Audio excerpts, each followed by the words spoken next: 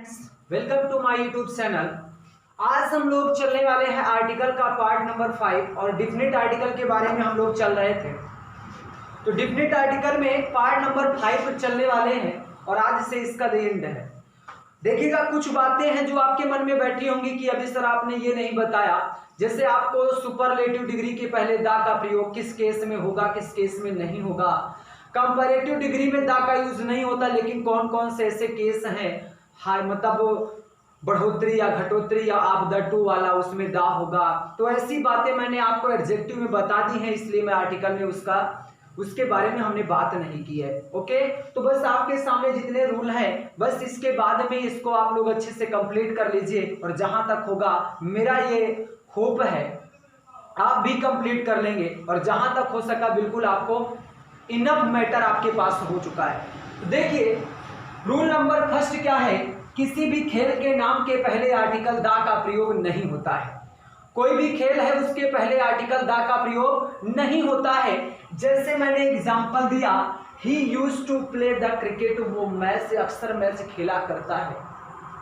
तो यहाँ पे देखो, क्रिकेट एक खेल का नाम है, इससे पहले आर्टिकल दा का प्रयोग नहीं होगा। तो आपका क्वेश्चन होगा कि क्या कहीं पर भी नहीं होगा?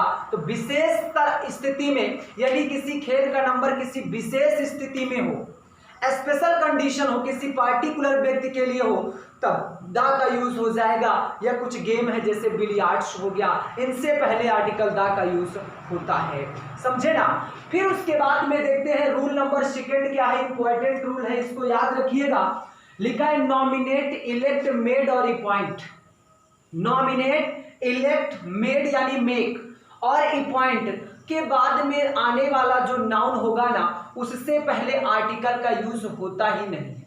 वैसा ही खेल है, उसके नाम के पहले आर्टिकल होता ही नहीं है। इसका मतलब ना डिफिनिट ना इंडिफिनिट। क्लियर ना?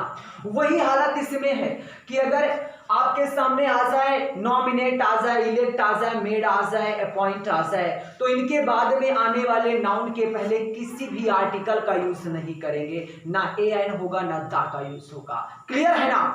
जैसे हमने दिया the principal made him a monitor. The principal made, तो देखो मेड आपको मिला ना, इसके बाद में आने वाला नाउन कौन है? मॉनिटर है ना, हिम नहीं भाई, वो तो प्रोनाउन हो गया, प्रोनाउन का ऑब्जेक्टिव केस है ही का। तो मेड के बाद में आने वाला नाउन क्या है? मॉनिटर। तो मॉनिटर के पहले बताया कि आने वाले नाउन के पहले आर्टिकल का यूज नहीं होगा, तो ए एन द किसी का यूज नहीं होगा। कंफर्म है ना? बातें समझ रहे हैं ना? तो बस उसका प्रैक्टिस करते जाए अच्छे से भाई। फिर मैं वही बात बार बार बोल रहा हूं, क्योंकि प्रैक्टिस जितना ज्यादा करेंगे उतना ज्यादा आपके लिए प्रॉफिट होगा। ये बात मेरे बताने से नहीं मालूम चलेगी, आपको खुद मालूम है। अब देखें थर्ड पॉइंट क्या लिखा है, जैसे ऑफिस हो गया, थिएटर हो गया, सर्कस हो गया, सिनेमा हो गया, या यहीं पे एक और मीनिंग लिख सकते हैं, पिक्चर्स हो गया। पिक्चर्स हो गया, office, theatre, circus, cinema, pictures, ETC यानी एक्स्ट्रा के से पहले जाने के अर्थ में, ध्यान रखना ऐसे नहीं, जाने का अर्थ हो तो याद रखना आर्टिकल दा का यूज होता है। किसके किसके पहले बोला? Office, theatre, circus, cinema, pictures. जाने का अर्थ अगर यहां होता है इन स्थानों पर, तो आर्टिकल दा का यूज किया जाएगा। जैसे लिखा माई ब्रदर, मेरा भाई, वेंट टू ऑफिस एट 8, यानी मेरा भाई 8 बजे कहाँ गया? ऑफिस गया। तो ध्यान रखना, जाने का अर्थ है तो ऑफिस से पहले आर्टिकल किसका यूज होगा? दा का यूज होगा भाई। बात समझ में आई ना? चलो अगला देखते हैं, अगला रूल क्या है। आगे मैंने एग्जाम्पल ना लिख करके केवल आपको समझाने का प्रयास किया है, उसको समझ लीजिएगा बस। देखिए लिखा आर्म्ड फोर्सेस के पहले आर्टिकल दा का यूज होगा। आर्म्ड फोर्सेस समझते ना, नेवी हो गया, एयरफोर्स हो गया, आर्मी हो गया, इनसे पहले आर्टिकल किसका प्रयोग होगा? दा का प्रयोग होगा। समझ रहे हैं ना? आर्मी हो गया, एयरफोर्स हो गया, नेवी। तो ये बात आपको याद होनी चाहिए, मैंने इसके लिए कोई एग्जाम्पल नहीं दिया है, ठीक है ना। फिर उसके बाद में अगला एग्जाम्पल लिखा है, अगला एग्जाम्पल देखेंगे कि यूएसए हो गया यानी United state of America, UK हो गया यूनाइटेड किंगडम हो गया, यूएसएसआर हो गया यानी कि यूनियन ऑफ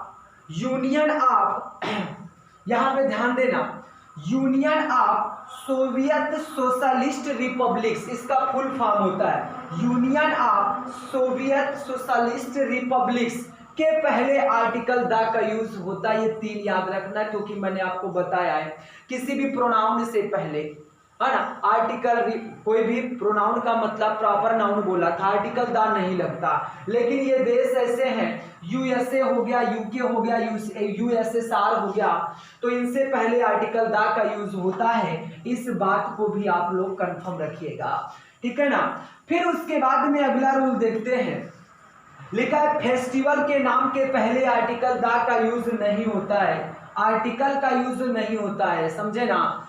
जो भी फेस्टिवल है तो आर्टिकल द का यूज नहीं होगा, ये ध्यान रखना। कोई भी फेस्टिवल, दीपावली हो गया, होली हो गया, इनसे पहले आर्टिकल द नहीं होगा, समझ रहे हैं ना, आर्टिकल होगा ही नहीं।